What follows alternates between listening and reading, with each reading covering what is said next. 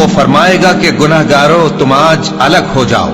ए आदम की औलाद, क्या मैंने तुमसे कह नहीं दिया था कि शैतान को न पूजना, वो तुम्हारा खुला दुश्मन है, और ये कि मेरी ही इबादत करना यही सीधा रास्ता है।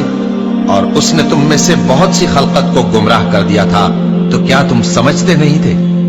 यही वो जहन्नम है जिसके तुम्हें धमकी दी जाती थी। जो तुम कुफ्र करते रहे हो, उसके बदले आज इसमें दाखिल हो जाओ। आज हम उनके मुंहों पर मोहर लगा देंगे, और जो कुछ ये करते रहे थे इनके हाथ हमसे बयान कर देंगे, और इनके पांव इसकी गवाही देंगे। और अगर हम चाहें तो इनकी आंखों को मिटाकर अंधा कर दें, फिर ये रास्ते को दौड़ें तो कहां से देख सकेंगे।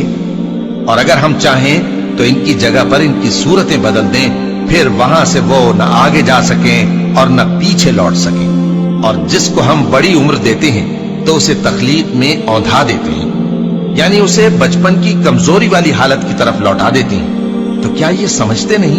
क्या इंसान ने नहीं देखा कि हमने उसको नुतफे से पैदा किया, फिर वो तड़ाक पड़ाक झगड़ने लगा और हमारे बारे में मिसालें बयान करने लगा, और अपनी पैदाइश को भूल गया।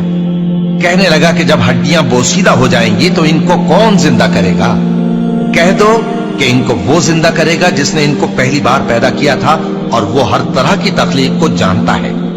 वही जिसने तुम्हारे लिए सब्ज दरख्त से आग पैदा की, फिर तुम उसकी टहनियों को रगड़कर उनसे आग निकालते हो। भला जिसने आसमानों और जमीन को पैदा किया, क्या वो इस बात पर कादिर नहीं कि इनको फिर वैसे ही पैदा कर दे? क्यों नहीं? और वो तो सब कुछ पैदा करने वाला, कामिल इल्म वाला है। उसकी शान ये है कि जब वो किसी चीज का इरादा करता है तो उससे फरमा देता है कि हो जा, तो वो हो जाती है।